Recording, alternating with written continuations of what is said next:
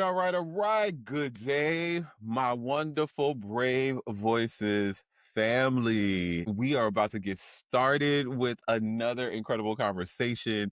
This is the podcast where boldness meets brilliance and healing meets hustle. I'm Craig Aarons Martin, and I created this space especially for educators, leaders, and change makers who refuse to shrink.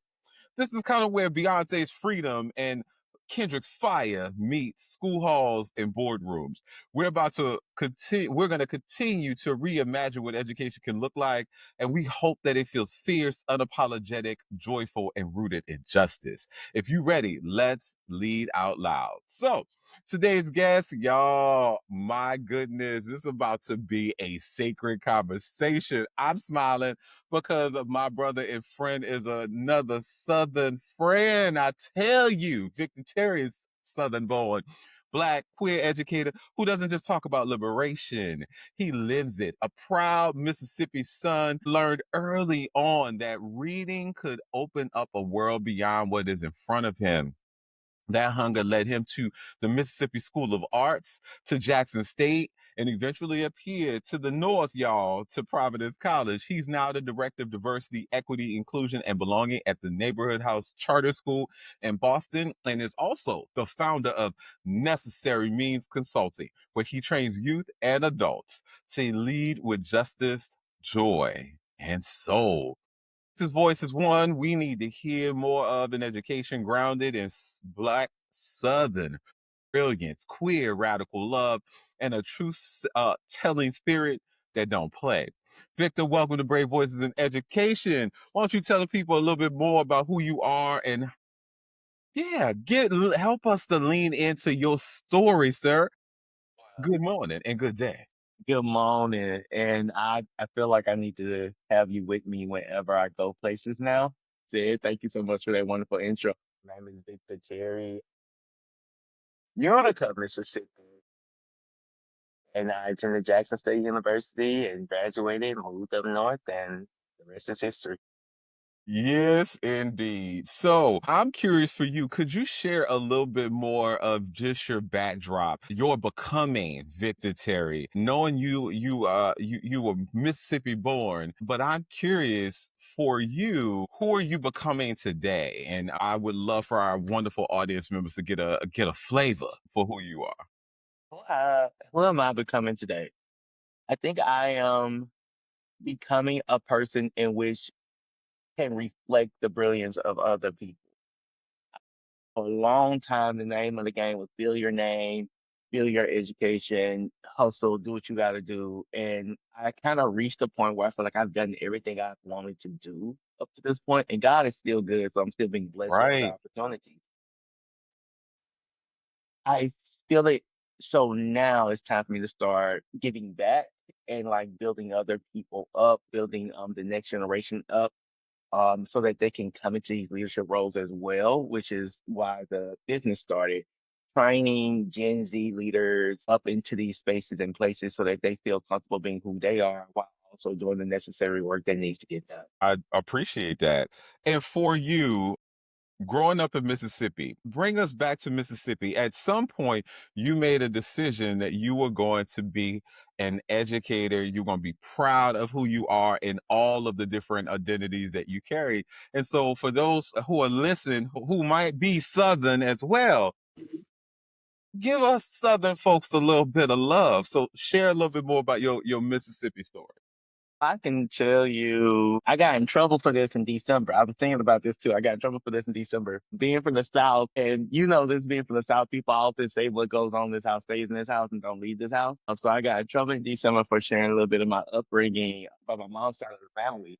And what they failed to understand at that time was I'm using this as a catalyst to propel someone else. Mhm, So I'm telling my story other black boys in Mississippi, Louisiana, Alabama, Georgia that mhm, aren't in similar circumstances that I was in to be able to have hope and know that there's a light at the end of the tunnel. Just keep going. mhm. So I say that caveat to say I'm probably gonna get in trouble again. I'm okay with that. I'm okay with good trouble. I'm okay with good trouble. So born and raised in Utica, Mississippi, it's town road. is a dirt road. It was a dirt road in Mississippi for a very long time, surrounded by family and surrounded. Absolutely, absolutely, absolutely love growing up, climbing on trees, picking wild berries on the side of having to slow the car down because somebody can't get off the path and everything. That type of and he was one of those kids that listened very intently in church. Like I felt like the preacher was talking directly to me Mm, and listening to Bible stories and just feeling very empowered to use my voice. Like when I learned about Jesus, I learned about radical Jesus. I learned about Jesus going into the temple and flip the tables over. mhm, So that is what I aspired to be. That didn't work out too hard for me as a youth in Mississippi where children should be seen and heard. mm, I got into so much trouble for being so outspoken. And I never forget my grandfather. And I love my grandfather so much. My grandfather's one of the strongest men I know, and one of the first men I felt like really loved me in mhm, the way I wanted to be loved.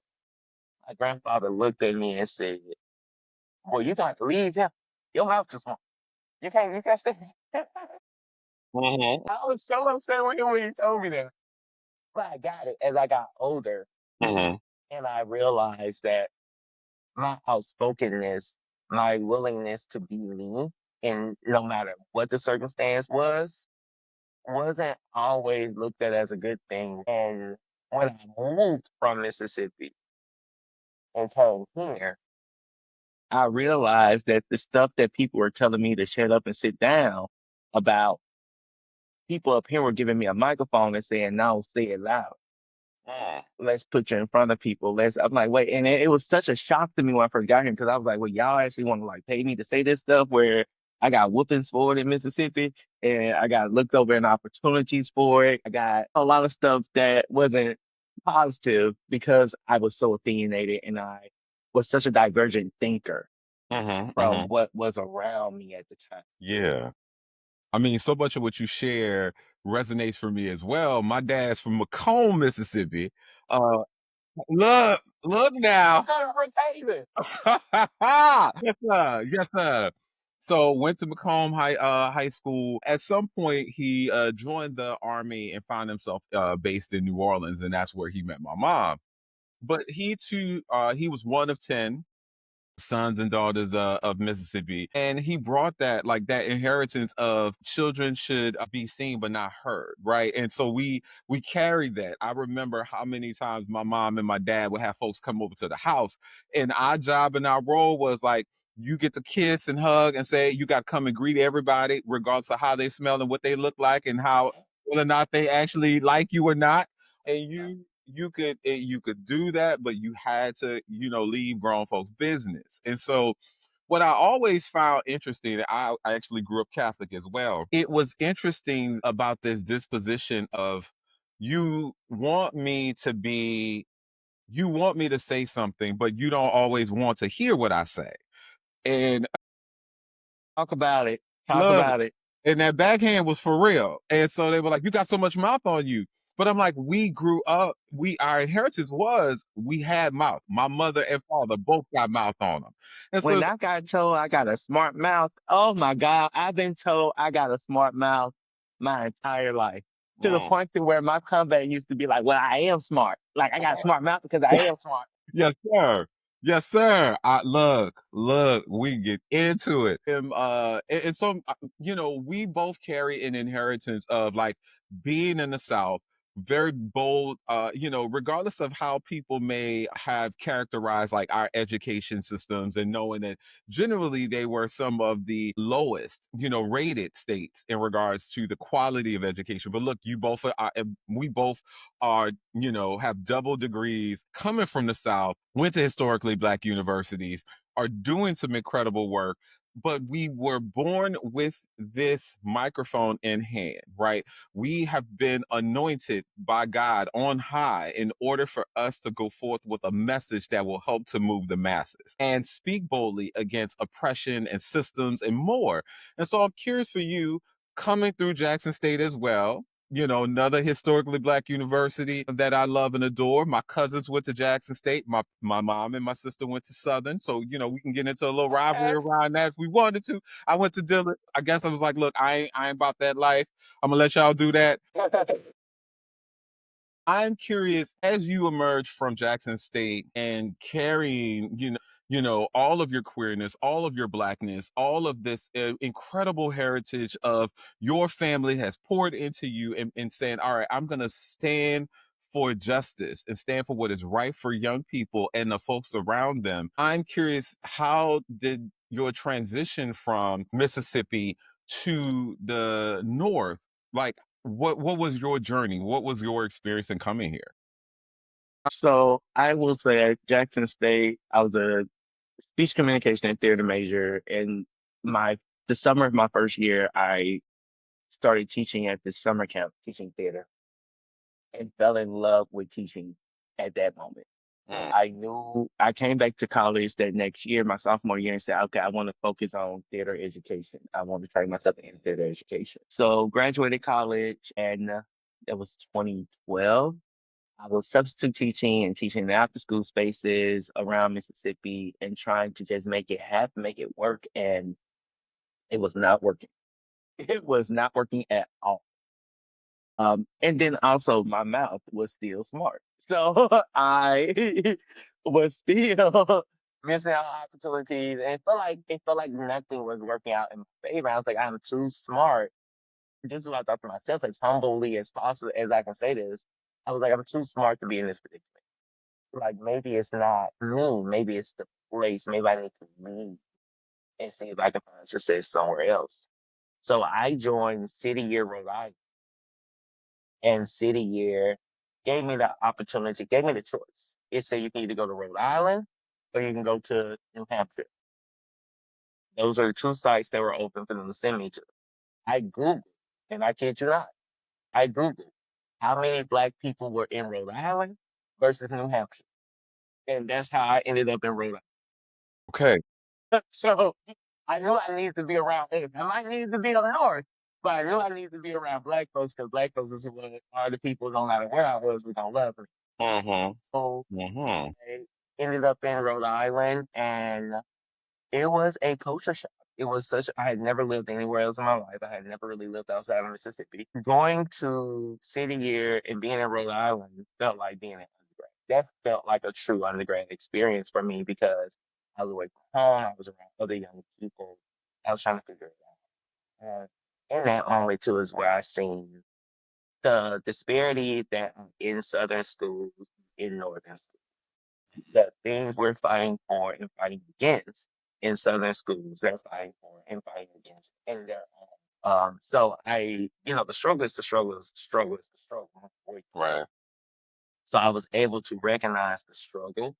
And one thing I've always done was found affinity and unity with people who are in the struggle because I know what that means. I know what that looks like. I know what it feels to be hungry. I know what it feels to have dirty clothes. I know what it feels like, to have your teachers look down on you because of your zip code or because of what insert thing. Yeah. So I really gravitated to those two. And again, fell in love with education, Northern education, with the families. I'm not from here, so families have always been like my lifeline to being up here. My Yeah. students' families have always taken me in, have always treated me as if I was a member of their families. I still talk to some of my former guardians and parents of my students. It has really been a community, a community project for me being here and with the school. So that transition, while hard, it was so beautiful to meet those kids and to meet those families, and it kept me here. That really is one of the main things that kept I appreciate that. I really do. It is for those who feel it, right? Those who like you, who you keep waking up for, you keep showing up for, they keep showing up for you. And sometimes it's just the recognition that they see you, they want to me. be up in your ecosystem. Mhm. They seek advice from you because you are that reservoir of light for them, right? And so I'm curious, as we look a little bit more broadly, And the liberation work that happens in the South, may or may not look the same as it does here in the North where we are. And so I'm just curious for you, as you serve as a director of the diversity, equity, inclusion, belonging. And could you just shed a little bit of light on what are the differences you notice in this work, here in New England versus how that work may have shown up in the South? I think one of the things that is so different from me in New England, it's not a bad thing either, but you see almost like these ethnic enclaves of Black people Hmm. around. So you see like the Haitian community has their organizing block. You see the Somalian community has their organizing block, and they're working within their communities to do things. And sometimes you see some cross pollination between different communities of Black people here. And that is so beautiful to me as well. And I think the needs of these immigrant Black communities are very unique to the community sometimes. Hmm. And I can rock with it. And I love going to my Haitian brothers and sisters and saying, how can I help? And then going to my Dominicans brothers and sisters and saying, how can I help? When I'm Hmm. in Mississippi, we all just Black. Okay. We just Black. And we all Hmm. Hmm. so it's like that nationality, that national identity didn't feel like was very prevalent in Mississippi. We were all just Black. There was no different in treatment how the Yeah. white folks treated us. Like they didn't see, a Nigerian American, they saw a Black person. And that's how they treated you accordingly. So we were all in the same struggle. Hmm. And one of the major differences I see here. Uh Hmm. as far as organizing goes, I can remember being in Mississippi and sitting in a Black owned restaurant. They closed the restaurant down and we had to work. Hmm. Uh, I can remember there's like some people doing some very, very radical work on the ground in Mississippi. Hmm. And some work that's like, we're not afraid to do this. Hmm. We don't need grant money to do it. We don't need um, to build a nonprofit to do it. This grassroots is, you know, ask your grandma to give us $5 type work. Like that work is so beautiful, and I miss that type of work. And I have friends in Mississippi right now still engaging in that, and the ways in which we subvert racist systems. That we're born doing, and it's second nature for us to do it. So you asked that, and I can remember Trump's second presidency, and we're currently in it. I wake up every day wishing we weren't, but Speak that. we are in it. And I remember when he won, and folks up here was in this tizzy, like, what are we gonna do? Like, da da da da da da da. Da. And just remember being like, my folks have always lived like this, and so they found their ways to create their own, to build their own spaces, to care for each other. And this is not based off of nationality. This is the immigrant home you came from or the country of origins you came from. This is based off of you Black. Hmm. And if you Black and you in this white space and I see you, you see me, we're gonna look out for each other because we know what it means to be out here. Again, quick story. Took a group of kids from Boston to Mississippi, and we went to an outlet mall in Mississippi. And when we rolled into the outlet mall, white woman that was, I guess, mall security rolled up on us. I was like, just questioned us, where y'all from, what y'all doing here, what's happening here.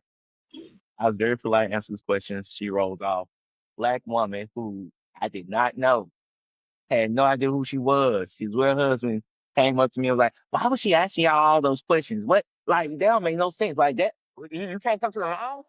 You can't bring kids to the mall? Like, and I was my colleague with me, and she was in awe that this woman was one watching out for us, but two also approached us and was like, "Are y'all okay? Are y'all safe?" And because that's not something I experience a lot Hmm. up here. Like it's pretty much like I don't know you, you don't know me. I'm going, kind of mind my business. Where in Mississippi that ain't the case. It can't be the case. That's not how we Yeah. survive.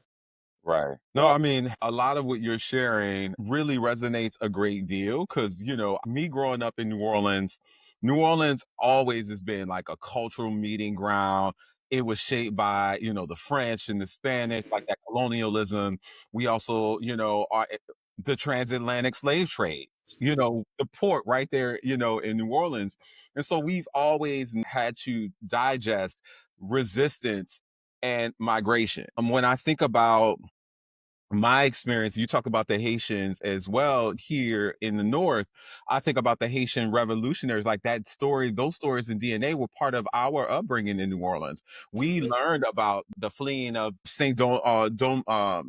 Domingue, if I'm not mistaken. I'm trying to make sure that I'm saying that correctly. Back in the 1800s, we had our Vietnamese refugees who had settled after the Vietnam War in the 1970s. Chinese immigrants actually came to Louisiana post Civil War, and they started working on plantations. And there are generations of Black and Afro Creole families surviving and thriving through this systemic oppression.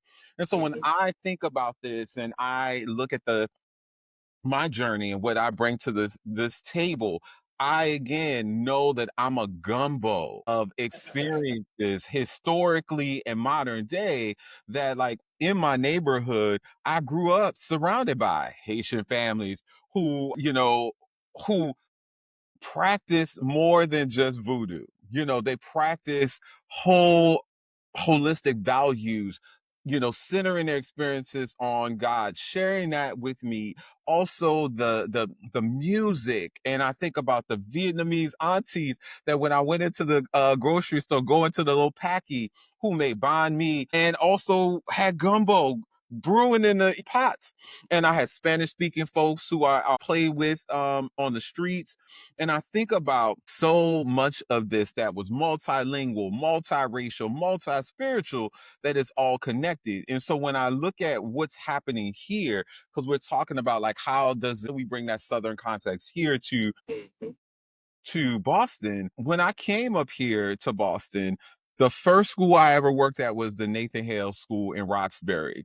And half of the community had connections to the South, either were from New Orleans or from the South, because we have folks from Tennessee, we have folks from Mississippi. One of my colleagues, he actually went to Tulane. And what I found was I felt at home, because I'm like, we're sitting here talking about grits and greens, and we're talking about the way that the North has this cold shoulder, that there's this air of like, who are you? I remember someone asking me whether or not Dillon University was like a Votech school. I'm like, it's 100+ year institution that actually just had Michelle Obama speak at it, but it's been around for 100 years, and it happened to create me, and I'm here in this space because of this experience.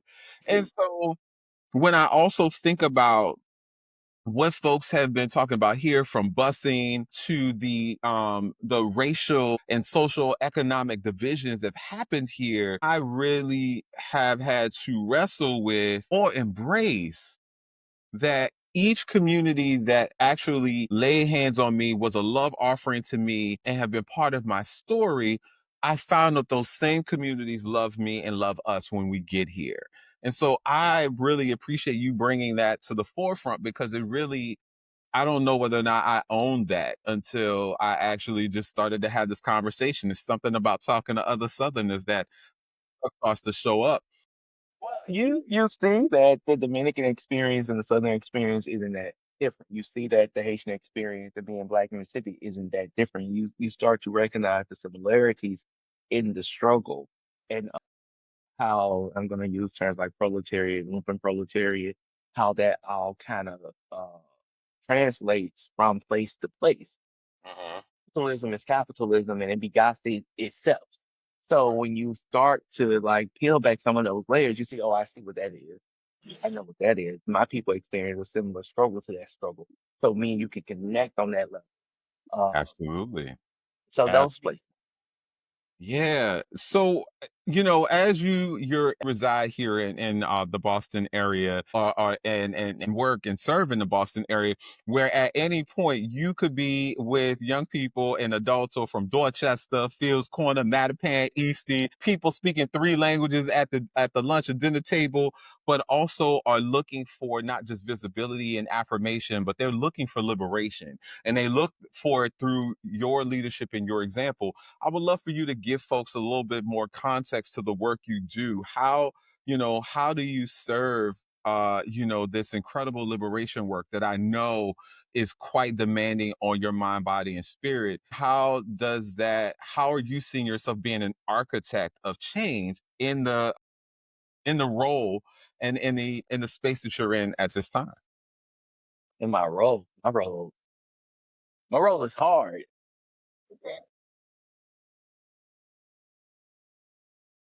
Hmm.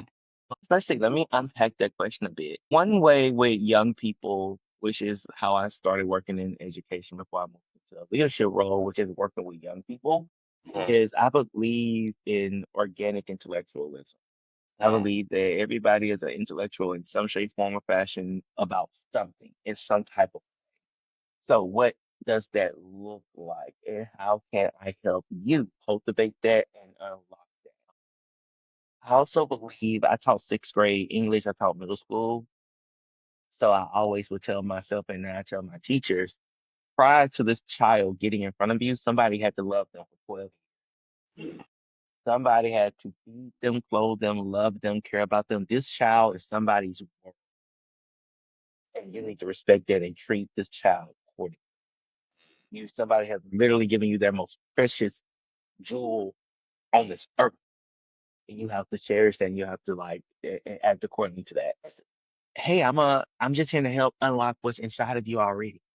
I ain't trying to build you up to nothing. I ain't trying to save you from nothing. I can't save myself. I am just simply trying to unlock the brilliance that I know is already there. And you use that brilliance as you see fit. Hopefully, you use it for good, but you use that brilliance as you see fit. And that's that agency, that's that empowerment. This is the same thing I try to do with my role now. As I lean more toward DEI, I always say could go several different ways depending on who's in the role.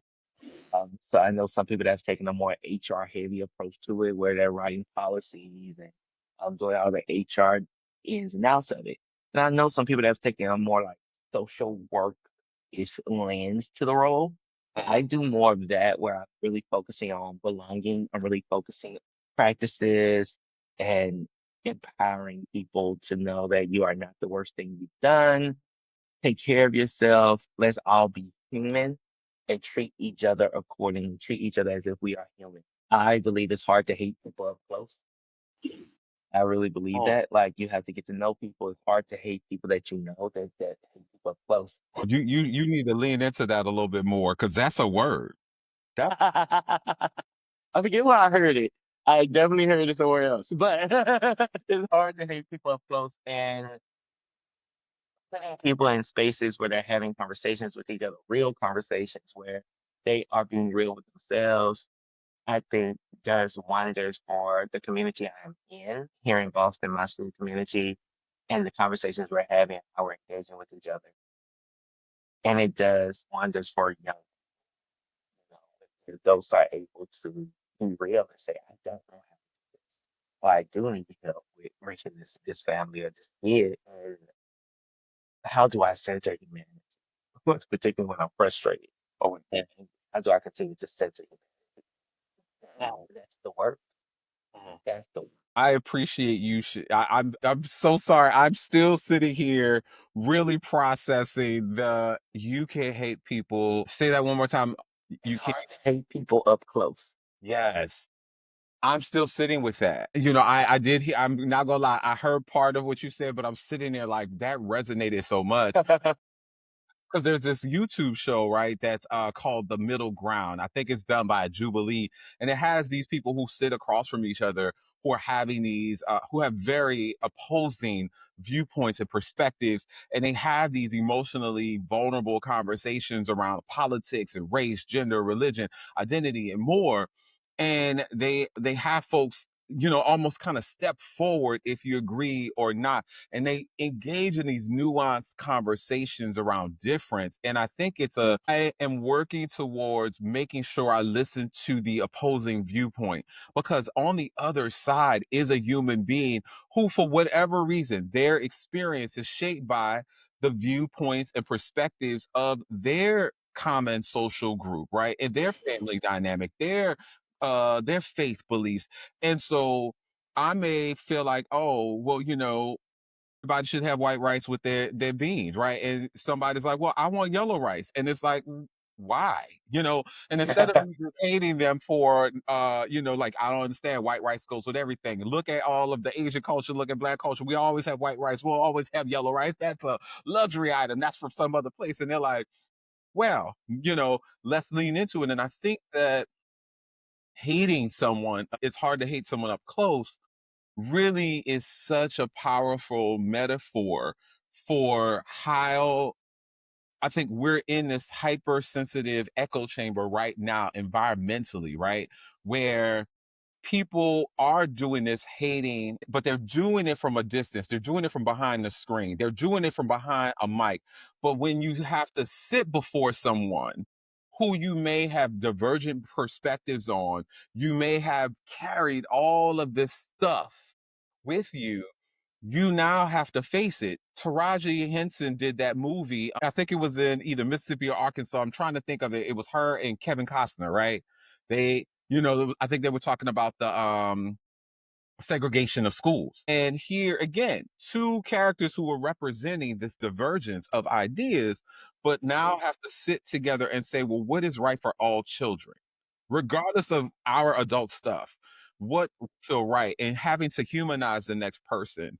And so as we kind of shift to the bend and course of this, how are you working with young people and adults to actually engage in courageous conversations, courageous explorations, to explore difference and also continue to create spaces where openness and heartedness, wholeheartedness can still be part of a conversation, but also understand that people who've been oppressed are absolutely radically fighting for their right to be and see and exist, in today's times. Yeah. So first and foremost, it starts with self. It Mm, starts with you. If you haven't done that exploration within yourself to figure out like who you are and the stuff you dealing with, it's gonna be hard to go and do that exploration and conversation with somebody else. So one of the first things I do with young folks is go like, well, who are you? mm, What are the stuff you care about, and why do you care about it? Why do you feel so strongly about this thing or this viewpoint? And like, where's the give? Is there any give? Why is there no give? Let's talk about that, and let's like really get real with ourselves before we come to the table. And then once we do that work, and we can come to the table and talk to people with opposing ideas and viewpoints, it's easier because you start to see the points of connection. I talked about that in this conversation as well. What are the points of connection we have? And let's try to build that. Let's try to talk through that, and let's use that as our springboard for how we're going to engage with each other, what we're going to look for in each other, and how we're going to move forward. Because there's so many reasons for us to be like, I don't like you, you believe this, I believe that, I don't like you. Say this to say, growing up in the South and being queer, some of the people I love to death in my life was super awesome. And I love them. yeah, I love them. I still love them. But they were super harmful. yeah, yeah, Hey, I didn't throw them away as an adult. yeah. No, I don't throw those people away. I continue to love them and talk to them, and I'm all around them, and we have these conversations, and I start to see them not say that thing. I start to see them um, speak up a little more about these issues, and their viewpoints are starting to change and move and grow. Mm, That again, that was life for me. yeah, That was me growing up. That was me coming up. yeah. So being here, it's not, it's not hard for me to say I know who I am. I have a strong sense of self. I know who I am. I know what I stand for. I know what I don't stand for. Let me find the places that I connect with you, the places where my humanness and your humanness can be one, and let's grow from That's a word. That is a word. For those who are, if people are paying attention, like, I was joking with you before we started recording about, you show up and you inspire me to get myself right on back in the gym, because it. you be showing up and showing out, giving them Superman, honey. So I'm just like, oh, okay, all right now, all right, you Mississippi strong, I see. So I'm curious for you and for those who are listening today, who are doing this incredibly demanding human work, this liberation work, this work of difference and connecting hearts to the next human, right? And doing that work righteously. What would you offer to folks who are really wrestling with? They are a director of DEIB right now, in whatever title they want to call it, or they're Mhm. doing this culture work with folks and they are wrestling, they're on the fence, they are exhausted. What are the practices or boundaries you would offer to them in order for them to continue to be whole or heal in this journey? Don't forget that you are also human. Like you in this role, and we see it rampant today, people often dehumanize you. And I think there are two ways in which people can dehumanize you. People can either deify you or people can make you less than human. Hmm. So both of those instances, you are being dehumanized. So I let myself be human. Like I am off work. I am looking at Baddies East. I am in the gym. I am reading Quan Mills. Um, being human, and I'm being around people that need someone that's gonna remind me at midnight on Friday that I'm a DEI director. I don't need to be reminded of that on midnight Friday while I'm out here trying to dance. Let me Hmm. just be me. And that work is very important. Hmm. Having folks, and I say I like to say it like this. I'm saying that professionally. Need people around you which you can take the man, where you can take the cake. But you ain't gotta be insert name DEI director, insert name impact director, insert name. Like you can just be who you are, just be a person. Hmm. So that's why, I'm in the gym, especially going back and forth about posting my gym pictures. But I'm in the gym. And I'm like, no, I'm human. I'm going to continue to be human. I can be human on my personal social media page. What can I be human? So like, I'm human, and I'm going to continue to be human, and I'm going to continue to like be all of who I am. I'm not going to let people deify me into subhumanness. Another humanness. I'm not going to let people dehumanize me. I just make sure I'm a good person. Okay. Okay.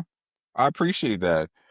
Well, we're gonna transition. Before I let you go, I want to play a quick game of Brave or Nah, and so I'm gonna offer you a couple of options. It's fun, some real scenarios that we may have faced here. In some southern, some scandalous, some just ridiculous. Huh? And so I hope that you will participate and partake quite amazingly. Okay, so here All we go. right. I'm gonna start off the rip. Grits with butter or grits with sugar? Definitely butter and salt. Hmm. I find people who put sugar on grits disrespectful. I just, I think I've had it once, and I was like, it's too much sweetness and grain. It's grainy, and I don't know, I can't do that. yeah, I'm just like, that's oatmeal, huh? That's porridge. Like Mm-mm. I need you to rise up, enjoy the butter, maybe a little cheese on it. It'll be all right. Yeah, cheese definitely. And you get real fancy. We got some sausages you can cut up and put up in there and eat it with. Hey, Now you done got real fancy. okay, okay. What about fried bologna sandwich or avocado toast with microgreens? Gosh, we asking this question. Look, let me tell you how my grandma did her bologna. You gotta take the bologna and put it right on the eye. Don't Mm, put it in no pan, no pot. You put it right on the eye. Like, you gotta touch that. And so they have a little black, you know how the cows have the little rings on it? You gotta have a little black mark on the bologna sandwich. So with the ring, and you take the fork and you flip it on the eye while the fire hitting it direct. And then you yeah. take that bologna sandwich and you Mm-hmm. put it on some light bread and you Mm-hmm. put some mustard on that thing. You got some good eating on you. You ready to go take a nap. Okay now. You took me back with that one. My grandma would be like, put some grass on this here sandwich, baby. Look, look now. I think that is crazy. My dad, it was Brian Bologna. I still remember with the big red band, and you had the middle pop up. And don't get the kind where you gotta cut yourself. What? Look now. And did you put cheese on it? Did you put cheese on it? We ain't have no cheese, so we just had to make it work with that mustard. You getting fancy. You grew up privileged. Look now, I'm just saying. Okay, I got a couple more for you. Do you actually would you drop a church reference in a room full of funders, or would you keep it secular and safe? Feel like I am a walking church reference. Sometimes like I say stuff I don't remember, I don't get that it came from the Bible. Because like when we're in the South and people are like quoting things to you and teaching you lessons and stuff, most likely it's from the Bible. Mhm. And I grew up hearing this thing but never knew it was from the Bible. So Um, I probably would make a Bible reference or a church reference without even knowing it's from the Bible. And I don't even know it's from the church. I just grew up hearing it around me. okay.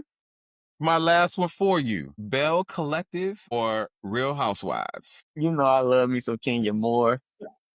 I love Gone with the Wind Fabulous. I'm sorry, I do. Mhm.